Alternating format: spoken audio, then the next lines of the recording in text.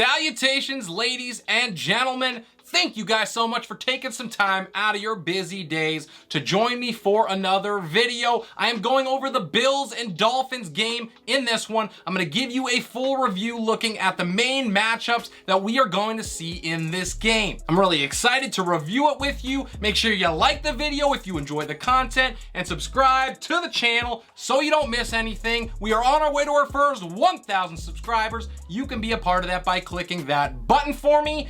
And with that done, let's hop into this version of my Relentless Rundown.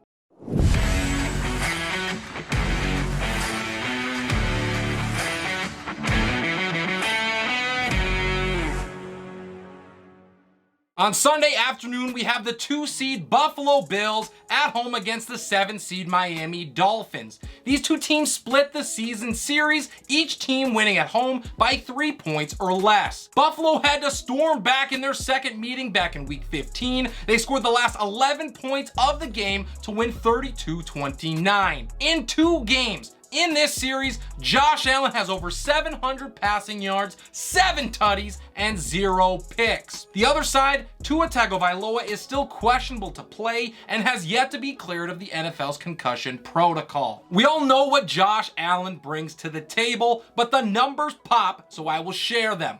Over 5,000 yards of total offense, 42 total touchdowns, and a 96.6 passer rating. Allen is flat out the best quarterback in the business right now, and I would take him over anyone else to build a franchise around. He automatically gives his team a chance to win just by stepping on the field, though I will say he did have a stretch where he struggled with interceptions. However, that time is long gone. In his last 6 contests, Josh has 17 touchdowns and just 4 picks. If he stays hot, there is not much the Dolphins will be able to do. The Miami quarterback situation is far less clear. Tua Tagovailoa was having a breakout year in his own right, but it's looking less and less likely that he's going to be able to go against the Bills. It's certainly a shame, because seeing another matchup with Tua and Allen going at it would have been amazing. Instead, we are likely going to be treated, if that's what you want to call it, to either Teddy Bridgewater or Skylar Thompson.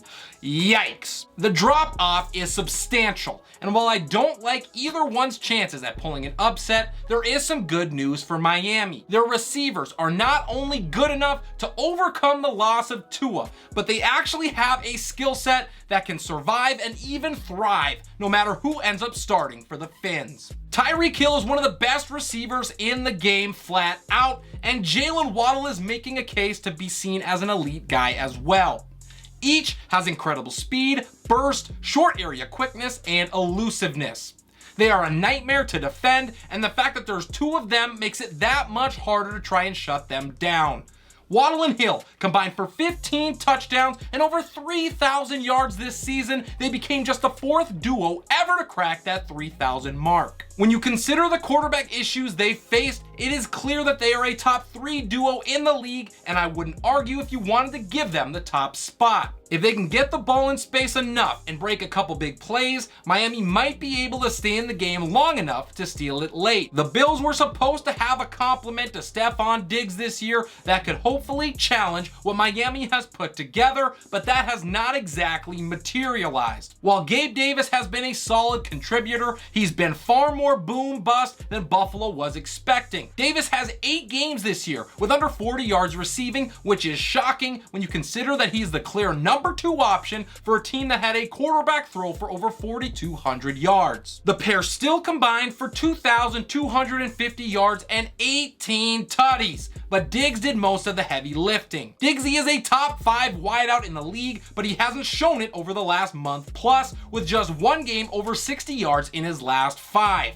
He'll need to continue the momentum he built last week against New England when he went for over 100 to ensure the Bills don't have a letdown game to start the playoffs. As far as the guys defending the pass, there is no obvious winner.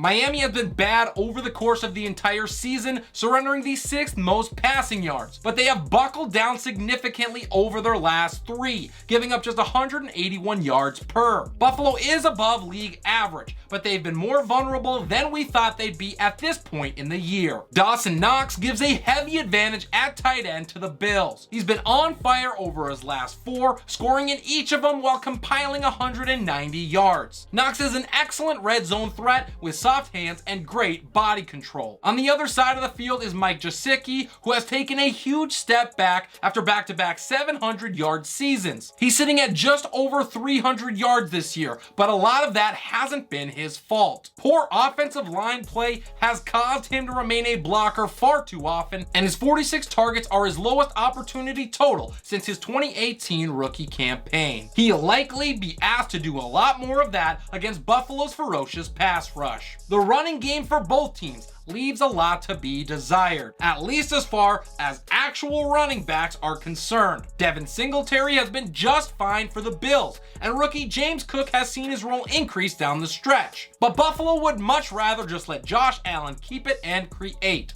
which is a dangerous mindset over the course of a season, as evidenced by that UCL injury he suffered midway through it. The Bills are a passing team first and second, and run it only if they're trying to keep the defense at least somewhat honest. Miami hasn't committed to a single running back all year, choosing instead to roll with a hot hand approach at times and a full-blown committee on others. Jeff Wilson, who came over from San Francisco near the trade deadline, has offered solid contributions when he's been healthy. Raheem Mostert, another ex-49er, has had some big games when given the workhorse role, including a massive 17-carry, 136-yard day against these Bills back in Week 15. However, I do not see that happening again. Miami needs the running game in this one a lot more than Buffalo does. While I am not sure any of these guys are going to impact this game in a massive way, their roles in keeping the teams on schedule are still important. Miami's defense is going to need to step up and will have all of the pressure and responsibility on their shoulders to keep Buffalo out of the end zone as much as possible. If their stud corners can step up and limit big plays from Stephon Diggs and Gabe Davis, to a lesser extent, of course, they might be able to stay in it. Buffalo's defense was 6th overall this season, so I expect them to come to play and make life difficult on the Dolphin quarterback. They're going to need to contain both Jalen Waddle and Tyreek Hill, as time and space for either of those guys could prove fatal. Let me be clear with this one. Buffalo should win this game, and handily. Miami is not the better team this season, not without Tua. But they only have to be the better team for 3 hours to come out with a victory. My X factor for Miami is the combination of Jalen Waddle and Tyreek Hill. Both of these guys need to make it easy on whoever plays quarterback, creating space and racking up yards after the carry.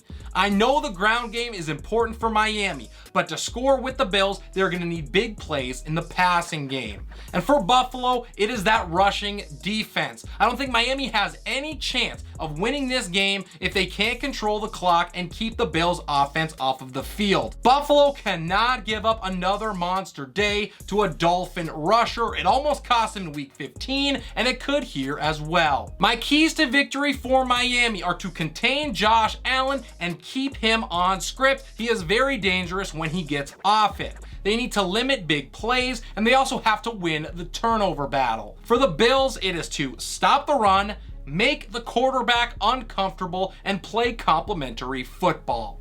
And that'll do it for my video today. Really hope you guys enjoyed the content. Hope you learned something. Make sure you drop a like on it if you enjoyed, and please subscribe to the channel if you have not done so already. We're on our way to our first 1,000 subscribers, and you can be a part of that by helping me out. This is Relentless Press. I'm your host, Abraham Opatz, and I will see you next time.